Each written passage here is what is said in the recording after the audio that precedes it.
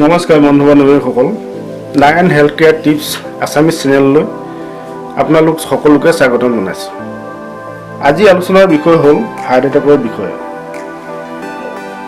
Heart এটেকৰ লক্ষণসমূহ হৈছে কেতিয়াবা বুকু বিষ হয়, উশাহ লওঁতে কষ্ট হয়, মূৰ ঘূৰায়, হাত ভৰি ফুলি যায় আৰু ঠাণ্ডা লাগে, অতিৰিক্ত ঘাম ওলায়, বুকু আৰু ধৰফৰাই।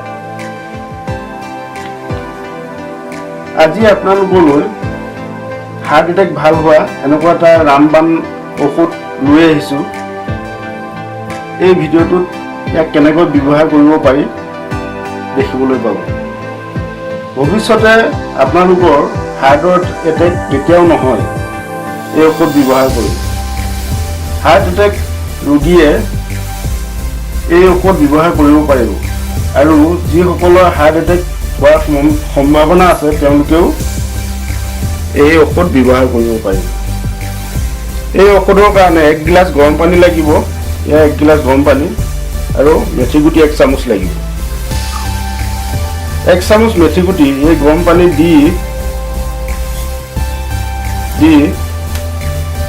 আপুনি ৰাতি ঢাকি থব লাগিব।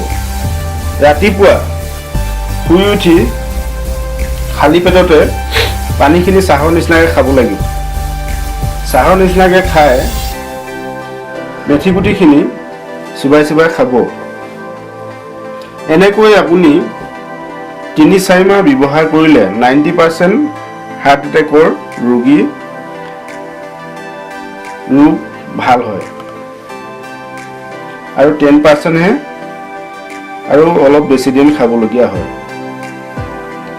এনেকৈ এই ঔষধ ব্যৱহাৰ কৰিলে, মেথি গুটিৰ ঔষধ ব্যৱহাৰ কৰিলে হাৰ্ট এটেক ভাল হয়, দেহৰ দূষিত ৰক্ত শোধন হয়, আমাৰ দেহৰ বেয়া কোলেষ্ট্ৰলবিলাক নাইকিয়া হয়।